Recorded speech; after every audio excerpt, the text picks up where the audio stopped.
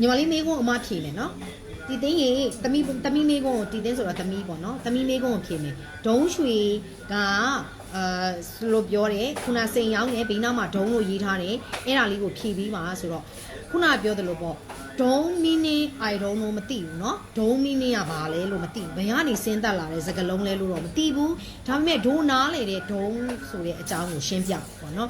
ဒိုးတွေကရွှေရောင်းနေဒုံးရွှေလို့ပြောတယ်ဒီဘက်ကအရေးမီအာမကန်စိန်ရွှေရတနာဆိုင်အာမကန်ရွှေဆိုင်ဒီလိုမျိုးရှိတယ်အာမကန်ရွှေဆိုင်ဆိုတာကဥမာရွှေစင်းတို့ရွှေနန်းတော်တို့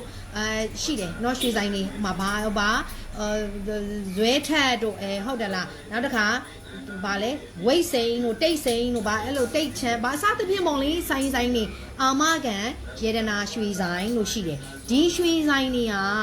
15ပဲအရေးပြည့်အရေးမီရွှေဆိုင်သွားဝင်ရင်ကိုကရွှေချိန် plus အရောအတွက်နဲ့ဝယ်ရတယ်ကာလာပေါက်စီပြန်ရောင်းရင်ကာလာပေါက်စီပေးတယ် net ရွှေချိန်ကိုပြန်ရမယ်အောက်က plus ပေါင်းထားတဲ့အရောအတွက်ကိုမရဘူးကိုဝယ်စင်မှာရွှေချိန်ကိုကိုယ့်ရဲ့လောက်ခတို့တွေအင်ကြီးချုပ်တယ်အင်ကြီးချုပ်ရင်အင်ကြီးချုပ်တဲ့ပိတ်စဘိုး plus ချုပ်ခလေအဲ့ဒါဆိုသူ့ရဲ့တန်ဖိုးဟုတ်တယ်လားအင်ကြီးပိတ်စဘိုးကတသိန်းကြတယ်ချုပ်ခက1000ကြတယ်ဆိုရင်ဒီအင်ကြီးက1000တန်သွားတယ်ဒီလိုမျိုးပဲတို့တွေကရွှေဆိုင်မှာရွှေသွားဝယ်တယ်ရွှေတစ်ချက်သားဝယ်တယ်ရွှေလောက်ခတပဲ6ရေးပေးရတယ်ဆိုရင်တစ်ချက် plus ခုနကလောက်ခတပဲ6ရေးအဲ့တော့ပြန်ရောင်းခြင်းနေဆိုလို့ရှိရင်ကိုယ့်ရဲ့ရွှေချိန်အတိုင်းလုတ်ပြီးနဲ့လောက်ခဘိုးကိုကမရတော့ဘူးလောက်ခဘိုးကကိုကရှုံးသွားပြီလောက်ခဘိုးကိုမရတော့ဘူးရှိတဲ့ရွှေချိန်အတိုင်းကိုကာလအဲ့ဒီနေ့ at that day ကာလပေါက်ဈေးအတိုင်းပြန်ရတယ်ဥပမာခွာရင်ဈေးအတက်ကြများရင်9000ပေါ့နော်2000ပေါ့3000ပေါ့တစ်ချက်သားကိုဒီလိုလေးခွာပြီးတော့မှပြန်ရတယ်တပေါင်းနဲ့ဖြေလိုက်မယ်မနေ့တုန်းက comment လေးတစ်ခုမှမေးထားတာလေးရှိတယ်TikTok က comment လေးတစ်ခုမှရွှေကိုမရှုံးအောင်ဘယ်လိုဝယ်ရမလဲတဲ့ဆိုတော့ရွှေကိုမရှုံးအောင်ဘယ်လိုဝယ်ရမလဲဆိုတော့အခုဝယ်တယ်အခုသွားပြန်ရောင်းနေဆိုကာလတွန်အားဖြင့်ရွှေဒီရှုံးပါတယ်နော်ကာလာတုံမှာဝယ်ခြင်းအပြင်ရွှေဒီရှုံးပါတယ်မရှုံးကျင်လို့ဘယ်လိုဝယ်ရမလဲဆိုရင်အထည်လုံးမဝင်နဲ့အတုံးဝယ်ထားဒါတော့မှပဲကာလာတုံမှာပဲပြန်ရောင်းနေဥပမာ350ဈေးနဲ့ဝယ်ထားတယ်350ဈေးမှာပဲပြန်ရောင်းနေဆိုရင်အယောင်းနဲ့အဝယ်နဲ့ different ရဲ့ဥပမာ9000ခွာတာလား3000ခွာတာလားအဲ့ different ရှုံးပါတယ်အဲ့တော့ရွှေဆိုတာ investment လုပ်ရတာဖြစ်တဲ့အတွက်ကြောင့်မလို့ကာလာတုံမှာအယောင်းအလွဲလုပ်ချင်နေဆိုရင်ရွှေမဝယ်နဲ့နော်ရွှေဟာကာလရှည်လောင်းတန်းမှာအမြတ်ရတယ်အမြတ်ရခြင်းနဲ့ဆိုရင်ရေရှည်ထားနိုင်မှရွှေဟာကြိုက်တယ်ကာလတုံအားဖြင့်ဆိုရင်အထည်လုံးဝင်ရင်လည်းအရောအတွက်ရှုံးတယ်နော်ကာလရှည်ရောက်သွားပြီဆိုရင်တော့ရွှေဈေးကဥပမာ320ကလောက်ထားတယ်အခု360ဖြစ်သွားတယ်ဆိုရင်အရောအတွက်နှုတ်အောင်တော့အများကြီးမြတ်တယ်သဘောပေါက်ပြီနော်ဆိုတော့ဒါဟာအရေးပြည့်ခုနက15ပဲအရေးပြည့်ပါဆိုတော့ရွှေဆိုင်တွေမှာဝင်ရင်ရမယ့် facility နဲ့ service နဲ့မိမိတည်ထားရမယ့်အကြောင်းချင်းရနော်ဝယ်မယ်ကာလပေါက်စီရွှေချိန်အပေါင်းအရောအတွက်ပြန်ရောင်းနေရွှေချိန်ရမယ်အရောအတွက်မရဘူးကာလပေါက်စီ difference အနည်းငယ်ရှိလိမ့်မယ်ဒါပဲနော်အဲ့တော့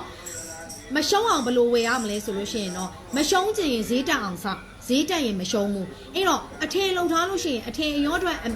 ပြီးရတဲ့အနေအများပေါ်မှာမူတည်ပြီးတော့မှတက်ဈေးအများကြီးတက်ဖို့လိုအပ်တယ်အဲ့လိုမျိုးမဟုတ်ဘူးအတုံးဝယ်စုထားတယ်ဆိုရင်တော့ဥပမာ350နဲ့ဝယ်ထားတယ်53သိန်းရတယ်ဆိုလို့ရှိရင်ကိုကသွားပြန်ရောင်းမယ်သူတို့က90,000နဲ့ဝယ်မယ်ဆိုကို9000မြတ်မှာပေါ့ဒီလိုမျိုးလေးရှိတယ်အဲ့တော့မရှုံးအောင်ဘယ်လိုဝယ်ရမလဲဆိုတာရင်15ပဲရင်ရွှေအရေးပြည့်မိတဲ့အကြောင်းအရာရဲ့ရောင်းချင်းဝယ်ချင်းကိုပြောပြတယ်ဒါကနော်အဲ့တော့အရော့တော်တွေနေတာများတာတော့ဒါဆိုင်ရဲ့သဘောကိုလုတ်တဲ့အထည်ရဲ့သဘောဟုတ်တယ်လားနော်ကိုလုတ်တဲ့ဆိုင်ရဲ့သဘောနောက်တစ်ခါကိုလုတ်တဲ့ပစ္စည်းရဲ့အနုစိတ်ရဲ့အနုစိတ်တလို့ပေးရမယ်အရော့အတွက်ကလေးရှိတယ်ဒါအရေးပြည့်မိတယ်ကိုက maybe ဒီဆိုင်မှာဝယ်ထားတဲ့ရွှေအကြောင်းအားလျော်ဆိုတာရန်ကုန်ကဝယ်ထားတဲ့မန္တလေးကိုရောက်သွားတယ်ကိုဝေရန်လို့တယ်ရန်ကုန်ကိုသွားပြန်ရောက်မှုအခြေအနေမရှိဘူးအဲ့တော့မန္တလေးကဆိုင်တစ်ဆိုင်မှာအာမကန်ရွှေဆိုင်တစ်ဆိုင်မှာကိုကအပြင်ရွှေဝယ်တဲ့သူဆိုရင်ကိုကသွားပြန်ရောက်လို့ရှိရင်ပြန်ရောင်းလို့ရတယ်အရေးပြည့်မိတာဖြစ်တဲ့အတွက်ကြောင့်15ပဲရေးစီဒါပေမဲ့သူများရွှေဆိုင်ကရွှေဖြစ်တဲ့အတွက်ကြောင့်မလို့ difference ဈေးတော့ရှိလိမ့်မယ်သဘောကတရေချဝယ်ခြင်းဝယ်လိမ့်မယ်ဒီကိစ္စ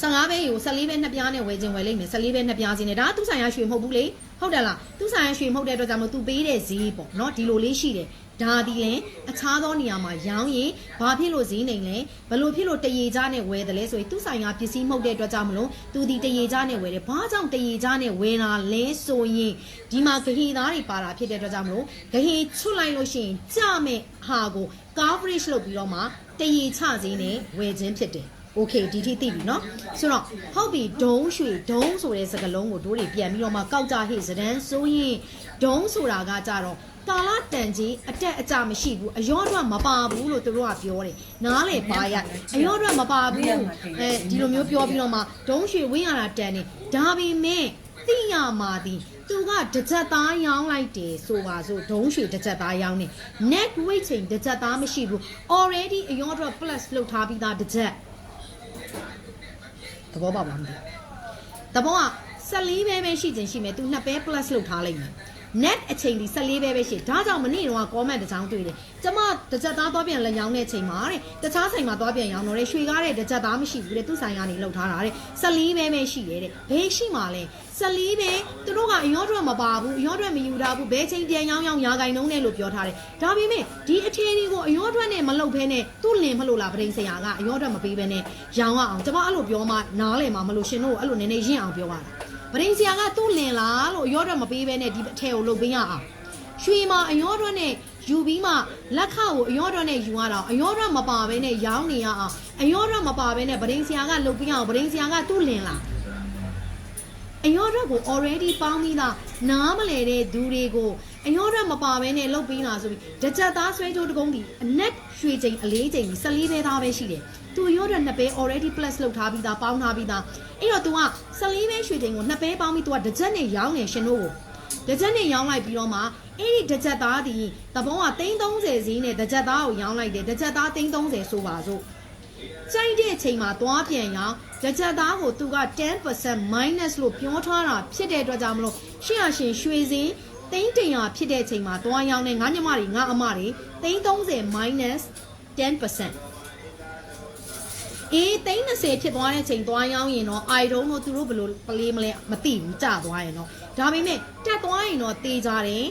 ငွေသူတွေဟာတက်စင်းနဲ့ကိုရမှာမဟုတ်ဘူးသူ့ရဲ့အဲမှာ agreement ကိုတည်းကဒုံးရွှေရာဂိုင်နှုန်းနဲ့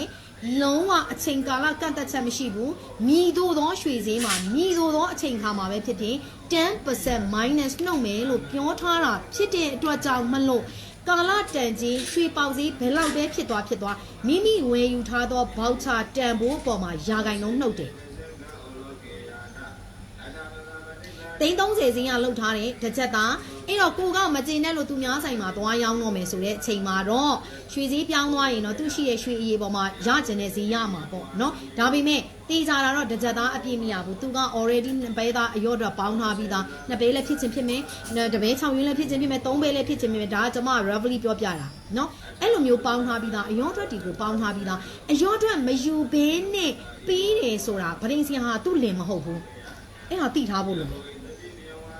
အဲ့ဒါဒုံးရွှေဒါကြောင့်ခုနကသမီးရဲ့မေးကုန်းကိုပြန်ချုပ်ခဲ့စတဲ့န်းဆိုရင်စိန်ရောင်းနဲ့စိန်ဆိုင်ကနာမည်ကြီးတိစိန်ရောင်းနဲ့ဆယ်လီကသူရောင်းတဲ့စိန်နေရွှေတွေဘေးနားမှာဒုံးလို့ရေးထားတယ်အဲ့ဒါဘာလဲဆိုတော့သူကမင်းတို့ဝယ်ထားတဲ့ပစ္စည်းကိုရာဂိုင်နှုန်းနဲ့ minus လုပ်မယ်လို့ပြောထားခြင်းလို့အတိတ်ပဲတက်ရောက်တယ်လို့တို့ကထင်တယ်ဒါပေမဲ့ရောင်းသူကိုတေးသေးချာချာမေးတို့ကမသိဘူးသူ့ကိုလည်းမသိဘူးသူရောင်းတဲ့ process ကိုလည်းမသိဘူးသမီးပြောတဲ့စကားကိုပဲပြန်ဖြေရတာဖြစ်တဲ့အတွက်ကြောင့်မလို့ကိုကသူ့စီကစိတ်ဝင်စားလို့ဝယ်ခြင်းနဲ့ဆိုရင်အယောင်လဲရင်ဟာဒီစကလုံးရင်ဟာကိုတို့ကိုမေးတယ်လို့ပဲသူ့ကိုရှင်းလင်းအောင်မေးကာယကံရှင်ရဲ့ရောင်းသူရဲ့စကလုံးကထွက်ပါဇက်ကထွက်တဲ့စကလုံးတော်ရင်အတီဖြစ်တယ်တို့တွေကအခုကြားတဲ့စကလုံးပေါ်မှာပဲသုံးသက်ပြတာဒုံးဆိုတာတော့တို့သဘောပေါက်တာဒီရာဂိုင်နှုံးနဲ့နှုတ်မယ်လို့ပြောတာအတက်အကျမရှိဘူးကာလတန်ကြီးအတက်အကျမရှိဘူးဒုံးရွှေဆိုတာလည်းဒီလိုပဲအဲ့တော့ဒါဆိုရင်ဒီဒုံးရွှေတွေကိုဘယ်လိုမျိုးရောင်းနေတယ်လဲဆိုရင်ဒုံးရွှေဆိုတာအရေးမမီဘူး